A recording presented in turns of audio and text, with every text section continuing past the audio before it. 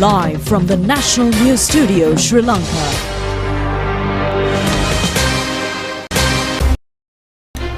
Very warm welcome to the National News broadcast. We are coming to you live from Rupavahini's News Studios. I'm Dilanjali Ananda. A very good evening to you. I'm Charita Minipurarachi, and let's move on to the headlines for tonight's news.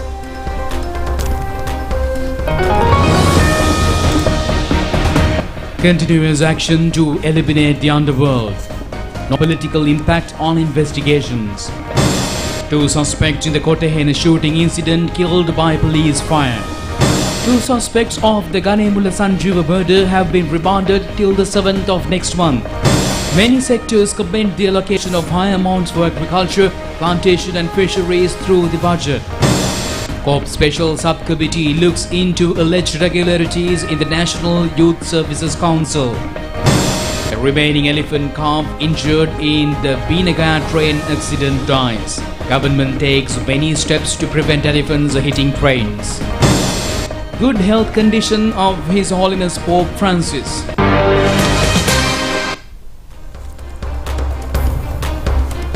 Now for this and other stories in detail. Intelligence agencies have reported of attempts to sabotage the fresh investigations into the 2019 Easter Sunday attacks, the Secretary to the Ministry of Public Security, DWRB Senivaratna said. And the Acting Inspector General of Police, Priyantha Veerasurya, said today that 58 gangs engaged in organized crimes and 1,400 of their associates have been identified across the country. Speaking at a special media briefing on the country's security situation, Secretary to the Ministry of Public Security, DWRB Senivaratna, stated that new avenues of investigation have emerged from the ongoing probe. He said that the intelligence agencies have identified attempts by certain groups to sabotage the investigations. An inquiry has been launched into this matter. He said that he wants to make it clear that the authorities have identified these individuals and the law will be enforced strictly against them. No person will be allowed to destabilize the country through their attempts to obstruct investigations, Mr. Senivaratna said. Addressing the press, Acting Inspector General of Police Priyantha Veerasurya outlined several critical developments in the fight against organized crimes. The Acting IGP Mr. Veerasurya said that so far this year 22 individuals have been killed, with 17 shot and 5 hacked to death by criminal gangs. The Acting IGP also revealed that members of the police and armed forces are linked to some of these incidents, with 11 personnel arrested so far. The arrested suspects include 2 policemen, 1 soldier and an airman, and 7 army deserters. In addition, the Acting IGP disclosed the following investigations since the current government took office. Police have seized a variety of firearms including 13 T56 rifles, 15 revolvers, 21 pistols, 75 12-bore firearms, 7 repeaters, 805 shotguns and 4 grams, offering ₹1 billion for information, leading to the recovery of T56 firearms. A dedicated hotline 1997 has also been set up for the public to report weapons and criminal activities. The Secretary to the Ministry of Defence, Air Vice Marshal retired Sampath Tuyekonta, has revealed it has been observed that there is a tendency of armed forces personnel with weapons training deserting the tri-forces to engage in criminal activities and to join the underworld criminal gangs. The Defence Secretary further stated that an order has been issued to arrest such individuals, emphasising that both the military and the police are capable of tracking down and apprehending such deserters with weapons training within a short period. When inquired by a journalist as to whether the active duty military personnel are also involved with the criminal groups, the Defence Secretary admitted that some soldiers have been found to have ties to criminals due to economic difficulties and drug addiction. In response, he assured that measures will be taken to identify and arrest such military personnel in the future.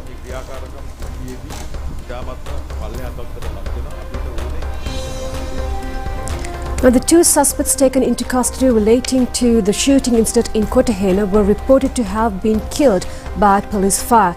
The shooting had occurred in a failed attempt of the suspects to snatch a firearm held by the police officers. The police were in the process of bringing the suspects to a location last night where they were alleged to have concealed the weapons.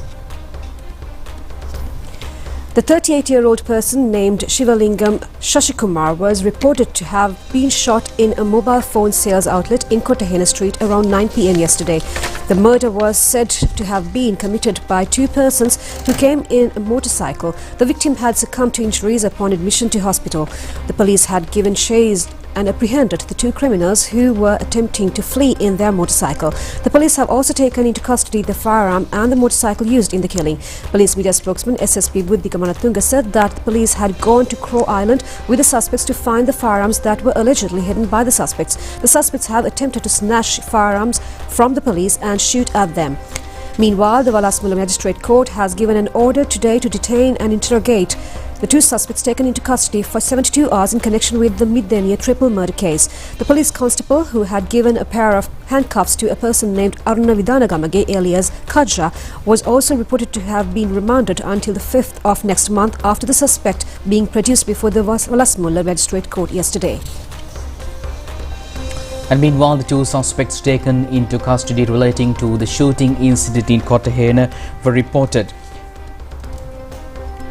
The shooting fire has occurred in an unsuccessful attempt to the suspects. And meanwhile, the two suspects have been taken into custody in connection with the Ganemulla Sanjeeva murder case, and they have been ordered to remanded until the 7th of next month, according to an order of the Colombo Magistrates Court released today. The two suspects produced before the courts were a person named Don Janaka Uday Kumara, believed to have been the driver of the vehicle which transported the gunman from Kaduvela to Colombo Magistrate Court, and also a police constable Hasita Roshan attached to the Athurugiriya police station. The police headquarters says that 5 suspects have already been arrested in connection with the murder. The Colombo Crime Division is conducting further investigations into the incident.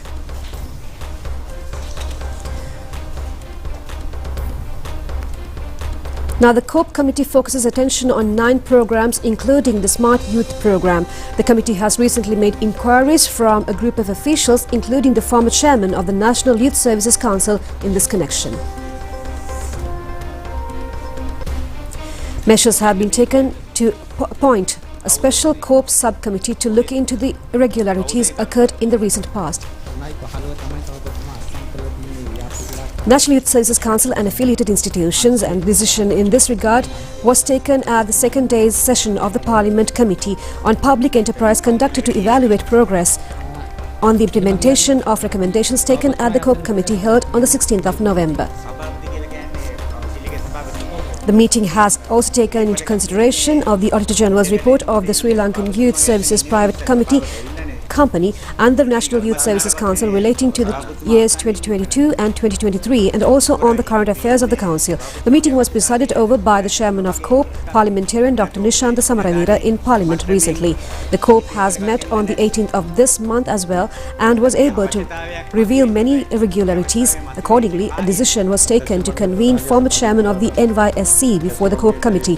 The former chairman and the relevant officials were scheduled to be brought before the committee's session day before yesterday as well, and the discussions were revealed. On this occasion, the COPE chairman has decided to appoint a special COPE subcommittee to look into the irregularities taken place at the NYSC and relevant institutions in the recent past. The committee was headed by Parliamentarian Shandi Mehetiarachi. The other members of the committee were Parliamentarians Samanali Gunasinghe, Jagat Manuwarana, Sunil Rajapaksha, Asithari Roshan Egodavithana, and Attorney at Law Lakmali Hemachandra. The subcommittee was also expected to meet at a future date to conduct the necessary investigations and to hand over the report to the COPE committee. It has also been pointed out that discussions on the previous day had established the fact that handing over of cheques valued at 188 million rupees for the Smart Youth exhibition and the musical concert prior to the presidential election under the signature of former chairman of the NYSC. As a result, the former chairman was summoned before the commission for interrogations. He said that the payments were made before 3 or 4 months before the conducting of the programs. He added that he was shocked by making allegations that he had made an impact on the officials. Lengthy discussions was conducted in this connection, and the relevant officials have stated that the former chairman have made undue influences on them to certify the checks within the period of 2 p.m. to 5 p.m. on the relevant day. Therefore, the committee has appointed pointed out that the former chairman had harmfully influenced the officials. According to the vouchers on the estimated expenditures of the Smart Youth Exhibition and Night 2024, the total disbursements amounted to 46.1 million rupees. According to the true expenditure model paper presented by them for the Colombo district, the total estimate relating to the Maharagami Youth Centre is 17.9 million rupees. Yet the true expenditure has been pointed out as 16.66 million rupees. As a result, there was a balance of 1.26 million rupees. The estimated amount pertaining to the Samanala grounds in Gaul district was 33.5 million rupees. However, the true expenditure was mentioned as 31.4 million rupees. The amount spent for the Amparo district was 94.9 million rupees. The expenditure for the Kurunagala district was cited as 681.05 million rupees. The expenditure for the Putlam district was 148 million rupees. Amount spent for the Mathale district was 152.89 million rupees. Jaffna district expenditure amounted to 390.37 million rupees.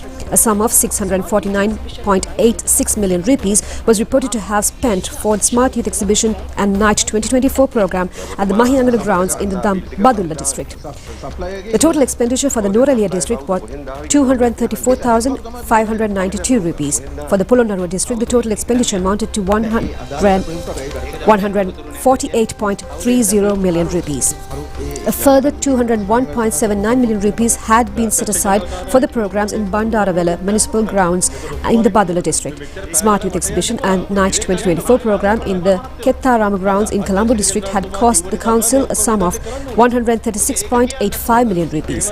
Another program at the Valisara Navaloka grounds in the Gampa district was reported to have used funds amounting to 60,700 rupees. The Colombo Racecourse grounds program had utilized the council funds amounting to 145.71 million rupees.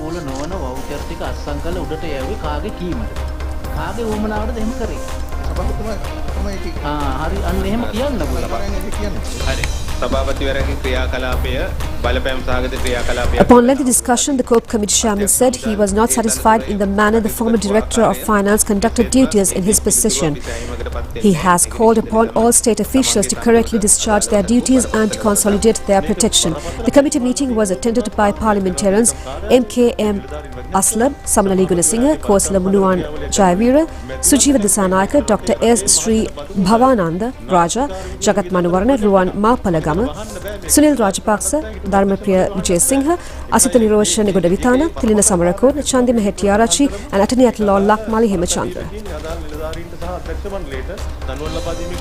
And meanwhile, Minister Anand Vijaypala said that ongoing wave of underworld killings is an organized campaign launched by certain groups, and the government is taking necessary steps regarding the matter.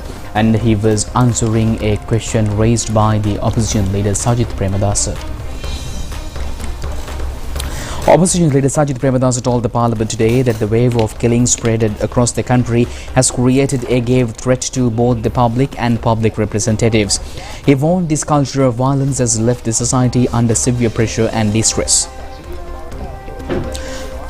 Answering the opposition leader, Minister Anand Vijaypala said that ongoing killing spree is a well-organized campaign, and he said that during investigations, police revealed important details revealed to the matter when they analysed phone conversations and other intelligence material.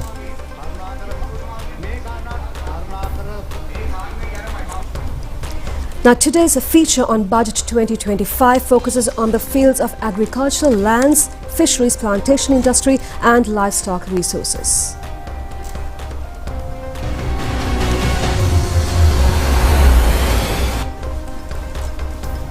The current budget has allocated a sum of 254 billion rupees to uplift the country's food and nutrition security under the theme A Sustainable Agriculture via Productive Modernization.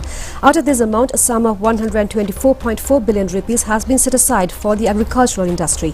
The amount allocated for irrigation is 89.5 billion rupees under the Mahavali Water Protection Program. A sum of 32.5 billion rupees has been reserved for the construction of the North Central Canalway and the North Western Major Canal and restoration of the left bank of Nipe project as well as 4 other water resource management programs. A sum of 5 billion rupees is set aside for the lower Malwatu oil-related multilateral development project. Furthermore, 9 billion rupees have been reserved for flood management in the Kalani River Valley, renewal of the meteorological system, preparations for disasters and forecasting of floods and earth slips.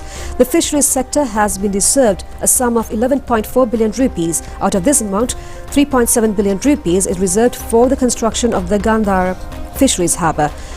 A further 3 billion rupees has been set aside for the rejuvenation of the fisheries industry. The amount set aside for the plantation industry is 11.3 billion rupees.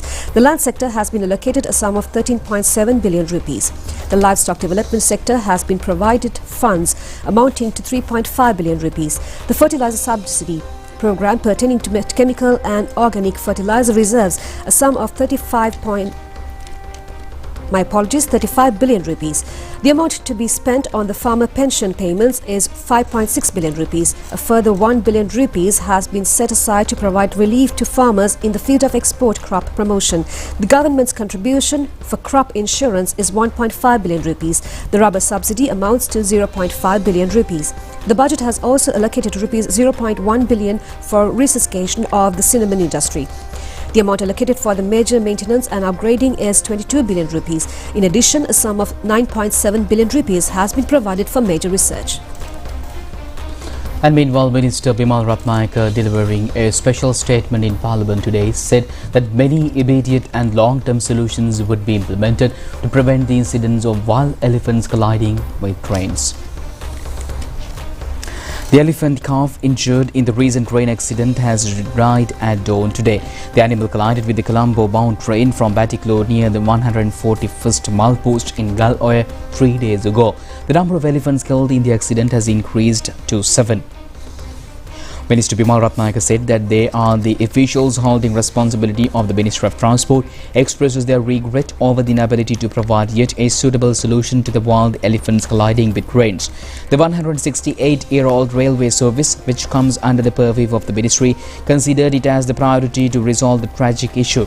They have come to know that several special locations where elephant incidents are predominant. One such location is Galloy Junction, which lies on the border of the Polonnaruwa district, where the recent accident has taken place. In the evening of the day of collision, the environmentalist of the Ministry of Environment had summoned senior locomotive drivers of the Department of Railways for an extensive discussion. They have identified instant and long-term solutions. The discussions have revealed around 20 reasons relating to the deaths of elephants after clashing with the trains. Several short and medium-term solutions have been proposed in this respect. One of the most foreseeable measures have been pointed out as the clearing on both sides of railway track in order to promote visibility. As a result of engaging in such clearances on the Mena railway track, not a single instance of elephants hitting the train had been reported from this line since then. Another remedial measure has been pointing out that as a reaction of crossways along the culverts of the railway line with specific heights and width to enable the elephants to cross over. But a vital aspect is the coordination of the general public in the program, and at a discussion in the Kavdul Wildlife Office, it was revealed that the elephants would be able to ignore the railway track if proper sensors were established along the route. Measures are underway to fulfill the requirement at the earliest convenience, and a request has also been made from the general public and to provide any better alternative solutions to overcome this problem. Prime Minister Dr. Harini Amarasuri has presided over the awards presentation of excellent brand names of national industries organized for the first time by the Ceylon Industrial Development Board. The objective of the ceremony was to appreciate the services of industrialists in the local industry sector. 111 awards were presented to 25 sectors under 3 categories. Minister of Entrepreneur Development Sunil Hanul-Metti, Deputy Minister Chaturanga Besinga and others were present.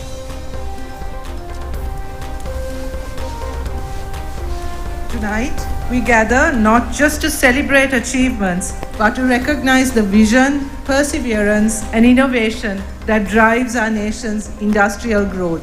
As you know, for our government, promoting and protecting our industries, our local entrepreneurs, this is a key part of our economic plan. And here with us today, you are our partners. You are the future of this country's economic recovery, and we are really pleased to see you performing so well. This remarkable event is a testament to the unwavering commitment of the Ministry of Industry and Entrepreneurship Development and the Industrial Development Board in fostering a thriving, competitive and sustainable industrial sector in Sri Lanka. Our goal has always been to cultivate an environment that supports our local entrepreneurs, strengthens our industries and propels our country towards a more robust and self-sufficient economy.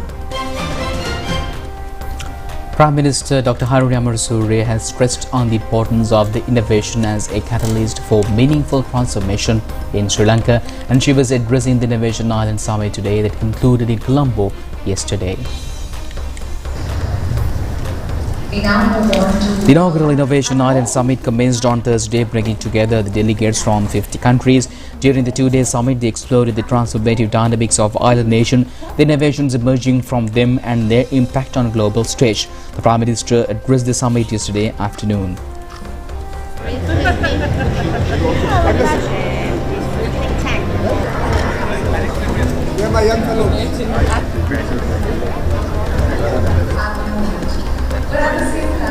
Educate, provide them with education, long-term economic stability.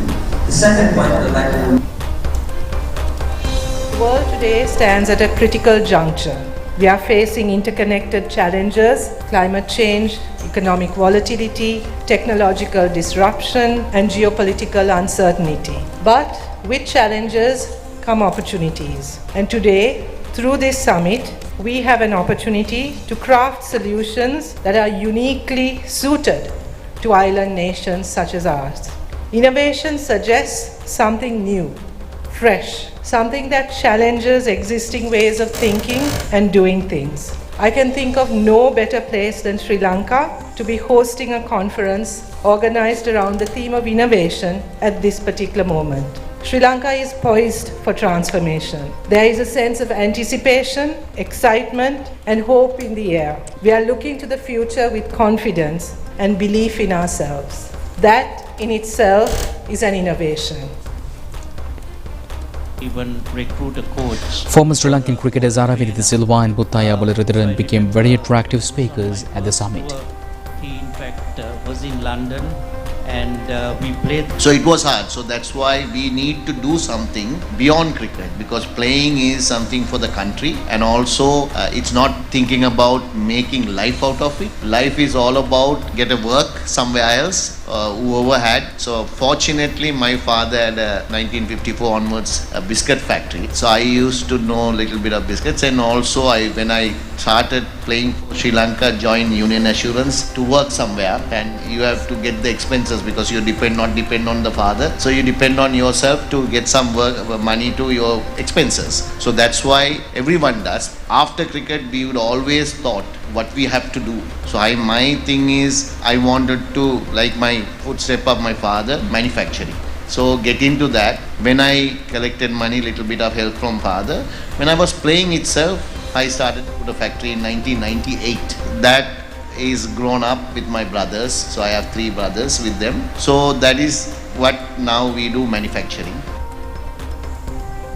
When you talk about innovation, this summit, it shows the kind of innovation and the talent we had in our country. And we had some unbelievable, unorthodox kind of players from Tulip Mendis, and technically very sound players like Roy Dias. And of course, thereon we had unorthodox cricketers like Murali, Lasit Malinga, Sanath, whom I thought made a difference to the world stage of cricket.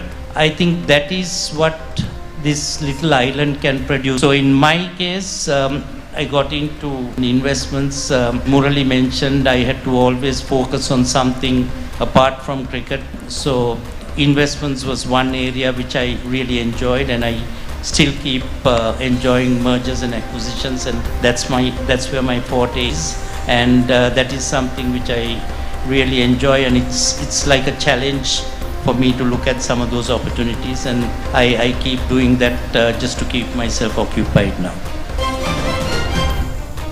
Now, a meeting between the Manager of Health, Nutrition and Population in the South Asian region of the World Bank, Dr. Feng Sao, and Minister Dr. Nalindra Jayatissa has took place at the Ministry of Health and Mass Media recently.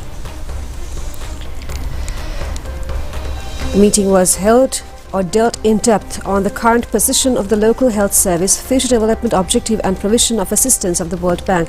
The Minister has enlightened the World Bank representative on the government's program to provide an exceptional and qualitative health service to the people. The meeting has also focused attention on digitalization of health institutions, including hospitals, provision of physical health resources to hospitals, enhancing of nutrition levels of targeted groups, implementation of special projects including maternal and child nutrition programs. The Minister has also extended gratitude to the World Bank for its assistance given during the COVID pandemic and the economic crisis toward the proper maintenance of the local health services. World Bank representative Dr. Feng Sao has especially appreciated the Sri Lankan health service and inquired from the Minister on ways of providing further support. Dr. Sao has also recalled the assistance and grants handed over to the local health service by the World Bank in the recent past and expressed their willingness to continue such assistance. Laying off a foundation stone for the construction of a heart disease unit in the Moragala District Hospital utilizing the funds of the historic Ruhunu Katragama Mahadevalaya took place recently. Deputy Minister R.M. Jayawardena, Director General of Health Services Dr. Asela Gunawardena have also graced the occasion. Sri Lanka Army will provide labour in the construction of this 3-storied heart disease ward complex to be carried out on a concept of Basnayaka Nilame Dishan Gunasekara. And also on the same different non-regional director of prosperity in the South Asian region of the World Bank, which is as with Prime Minister Secretary Pradeep Saputantri yesterday. The meeting has focused attention on Sri Lanka's economic vision, current programs in cooperation and reconstruction between the World Bank and Sri Lanka. The World Bank representatives has also expressed satisfaction on the progress of Sri Lanka's debt restructuring program. They further said that the government's recent budget could be arranged as a positive measure towards economic stability. The Prime Minister's Secretary has also pointed out that on the government's commitment for provision of trade facilities and digital transformation.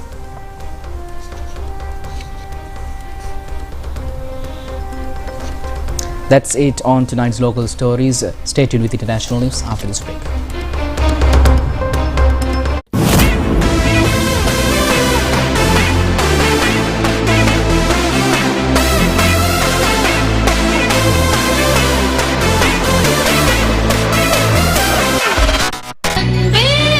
அன்பேவா இரவு 8:30க்கு உங்கள் நேத்ரா டிவியில்.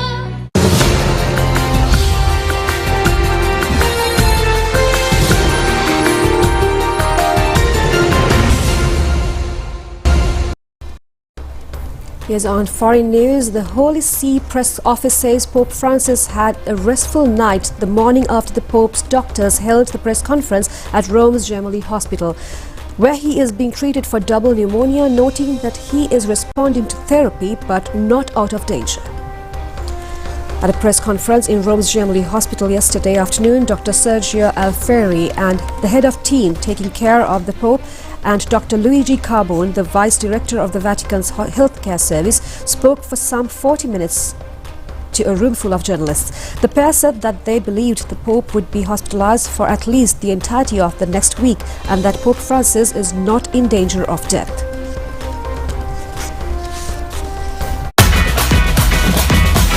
Prima Kutumi, Fantamai.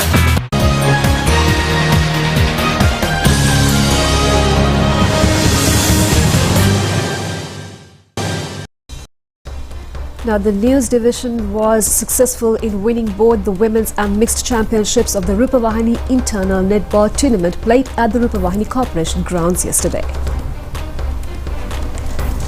The event is being organized under with the objective of enhancing solidarity between corporation employees. This year's tournament was organized by the Sports Association of the Sri Lanka Rupavahini Corporation under the two categories, women's and mixed. Many teams representing the division of the corporation have taken part in the tournament under the supervision of a veteran panel of judges of the Ministry of Sports. The women's tournament was conducted under the league system and the mixed competitions were held under the knockout basis. The Neves division team, which remained unbeaten, clinched the women's trophy, and the runners-up of the event was the team amalgamated through several divisions. In the eligible teams for the finals of the mixed tournament were the Neves division team and the amalgamated team. The Neves team became victorious after remaining unbeaten throughout the tournament. The prize giving was conducted through the participation of Chairman of the Sri Lanka Rupavahini Corporation, Mr. Gihan Silva, and Director General Manoj Nadishna Amarasinghe and the senior management.